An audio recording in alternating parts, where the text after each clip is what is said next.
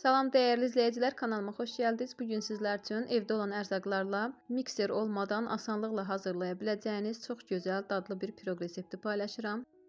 İndi isə keçək hazırlanma qaydasına. Əvvəlcə 200 qram kərə yağını əridirəm. Kərə yağı əriyənə qədər 2 stəkan yarım unun üzərinə 1 ədəd kabartma tozu əlavə edib qarışdırıram. Əridilmiş kərə yağının içərisinə 1 stəkan şəkər tozu əlavə edib qarışdırıram.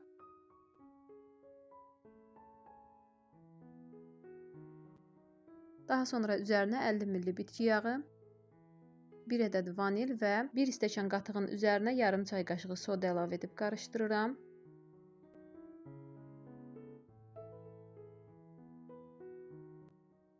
İçərisinə 2 ədəd yumurta əlavə edirəm və bunların hamısını birlikdə qarışdırıram. Daha sonra isə üzərinə 2 stəkan yarım un əlavə edirəm. Unu 2 hissəyə bölərək az-az əlavə edib qarışdırıram. Bütün ərzaqların miqdarını videonun açıqlama bölməsində qeyd edəcəm. Oradan da baxıb hazırlaya bilərsiniz.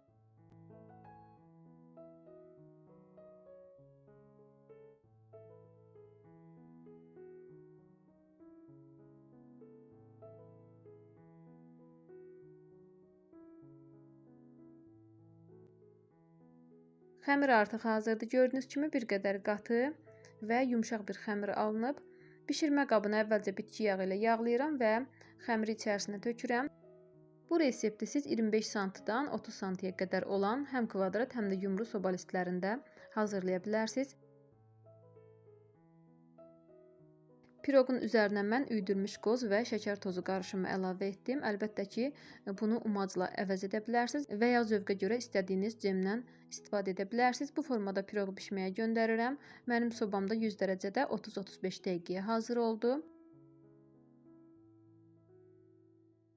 Gördüyünüz kimi piroqumuz artıq hazırdır. Tam soyuyandan sonra kəsib süfrəyə verə bilərsiniz.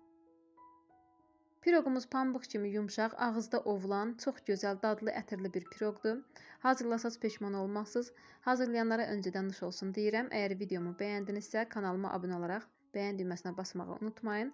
Daha çox reseptlərin gəlməsini istəyirsinizsə, yorumlarda qısa da olsa fikirlərinizi qeyd edin. İzlədiyiniz üçün hər birinizə təşəkkür edirəm. Sağ olun, sağlıqla qalın.